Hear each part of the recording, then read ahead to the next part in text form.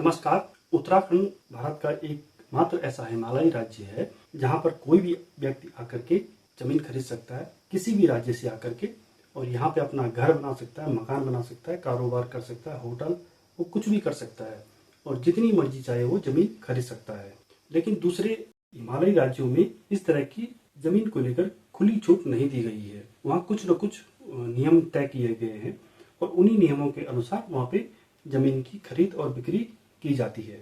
उत्तराखंड में इस तरह की जमीनों को लेकर के जो नियम बने हैं उसके विरोध में पूरा उत्तराखंड सड़कों पे उतरा हुआ है। 29 सितंबर को जो ऋषिकेश में एक बहुत बड़ी रैली आयोजित की गई, जिसमें एक जन समूह उमड़ पड़ा था, जिसपे कठोर भू कानून बनाने की मांग और 1950 का मूल निवास बनाने की मांग उसमें प्रमुखता से उठाई गई। हालांकि इस मुद्दे को लेकर प्रदेश में जिस तरह का विरोध प्रदर्शन हो रहा है और जैसी रैलियां आयोजित की जा रही हैं, उसके दबाव में आकर के प्रदेश सरकार ने ऐलान किया है कि वो अगली बजट सत्र में भू कानून का प्रस्ताव लेकर के आएगी। ये किस तरह का होगा ये तो बाद में पता चलेगा, लेकिन फिलहाल अभी सरकार ने एक ऐलान तो किया है और ये उन तमाम जो लोग इसके लिए लड़ रहे हैं, पिछले करीब 1.5-2 साल से सड़कों पर उतरे हुए हैं, ये उनकी एक छोटी सी जीत है कि सरकार उनके आगे झुक गई है। अब उम्मीद ये की जाती है कि उत्तराखंड में एक कठोर भू कानून देखने को मिलेगा। जमीनों को लेकर के उत्तराखंड में पहले कुछ नियम जरूर थे, लेकिन पिछली जो भाजपा सरकार थी उसने इन कानूनों को, इन नियमों को पूरी तरह से खत्म कर दिया था। जब राज्य का गठन हुआ था तो एनडी तिवारी सरकार ने उत्तराखंड में जमीन को लेकर के एक नियम बनाया था कि बाहर का कोई व्यक्ति 500 वर्ग मीटर तक जमीन खरीद सकता है। उसके बाद जब भुवन चंद्र खडूरी मुख्यमंत्री बने, भाजपा की सरकार आई 2007 में, तो भुवन चंद्र खडूरी ने इसको और सख्त किया और इसको 500 वर्ग मीटर से घटा करके 250 वर्ग मीटर कर दिया। उस समय भी जनता की ये मांग थी कि इसको 250 वर्ग को भी कम कर देना चाहिए, 0 कर देना चाहिए। बाहर का कोई भी व्यक्ति उत्तराखंड में, खासकर पहाड़ों में, जमीन न खरीदे, ये पहले से ही मांग उठती आ रही है। लेकिन जैसे ही 2017 में भारतीय जनता पार्टी की सरकार बनी और त्रिवेंद्र सिंह रावत मुख्यमंत्री बने, उन्होंने जमीनों की खरीद और बिक्री को लेकर के जो नियम बने थे उनको पूरी तरह से पलट दिया। 6 अक्टूबर 2018 को त्रिवेंद्र सरकार ने उत्तर प्रदेश जमींदारी उन्मूलन और भूमि सुधार कानून में बदलाव किया और इसमें ये तय किया गया कि उत्तराखंड के कहीं भी, किसी भी क्षेत्र में जमीन की खरीद को लेकर के कोई भी पाबंदी नहीं रहेगी। कोई भी कितनी भी जमीन खरीद सकता है। इसके पीछे तर्क दिया गया कि उत्तराखंड में निवेश करने के लिए बाहर से लोग आएंगे, यहाँ फैक्ट्रियां लगेंगी या होटल खुलेंगी या उद्योग खुलेंगे। इसके नाम पे उत्तराखंड में जमीनों की खुली छूट दी गई कि कोई भी आकर के यहाँ पे जमीनों को खरीद सकता है। हालांकि उत्तराखंड में कितने उद्योग लगे, कितने नहीं लगे, इस नियम के बाद इसका सही जवाब तो सरकार दे सकती है, खुद त्रिवेंद्र सिंह रावत दे सकते हैं।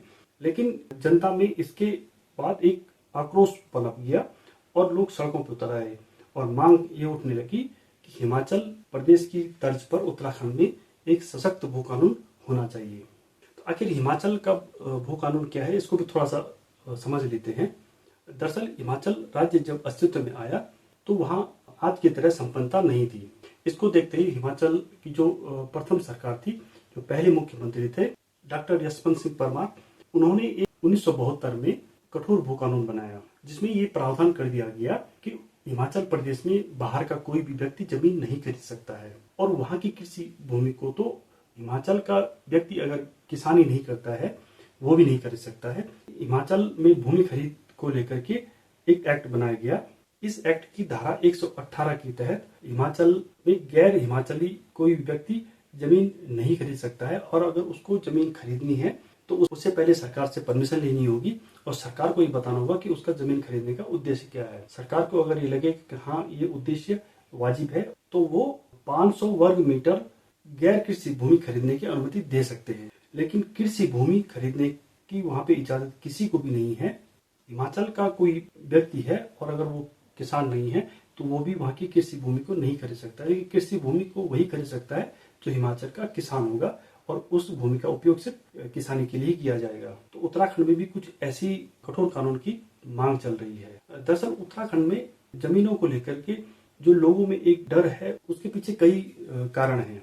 एक कारण ये भी है, उत्तराखंड एक विषम भौगोलिक परिस्थिति वाला राज्य है। इसका ज्यादातर हिस्सा पहाड़ी है और इसमें 64% के करीब जो है जो जमीन है वो या तो वन भूमि है या बंजर है या चट्टाने हैं, जिसका कहीं कोई खेती के लिए उपयोग या दूसरे कामों के लिए उपयोग नहीं किया जा सकता है। सिर्फ 14% जमीन ही यहाँ पे कृषि भूमि है।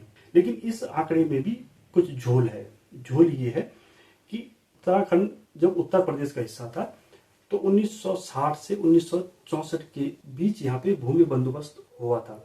भूमि बंदोबस्त जिसे पहाड़ में कई लोग पैमाइश के नाम से भी जानते हैं, और जो पुराने बुजुर्ग लोग गांव में रहते हैं वो इसका जिक्र करते हैं कि 60 के दशक में यहाँ पे पैमाइश की गई थी, यानी भूमि बंदोबस्त किया गया था।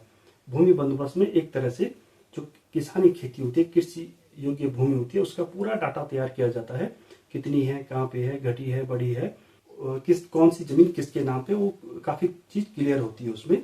लेकिन 1964 के बाद यहाँ पे इस तरह का कोई भी बंदोबस्त नहीं हुआ। उसके बाद जो 14% जो कृषि भूमि है, उस आंकड़े को लेकर भी संशय पैदा होता है, क्योंकि उत्तराखंड में कितने अस्पताल बने हैं, विश्वविद्यालय बने हैं, मेडिकल कॉलेज बने हैं, रेलवे स्टेशन से लेकर बस अड्डे या जिला मुख्यालय, फैक्ट्रियां बनी है, इंडस्ट्री एरिया बने हैं, बहुत सारे निर्माण कार्य हुए हैं और ज्यादातर निर्माण कार्य कृषि भूमि में ही हुए हैं।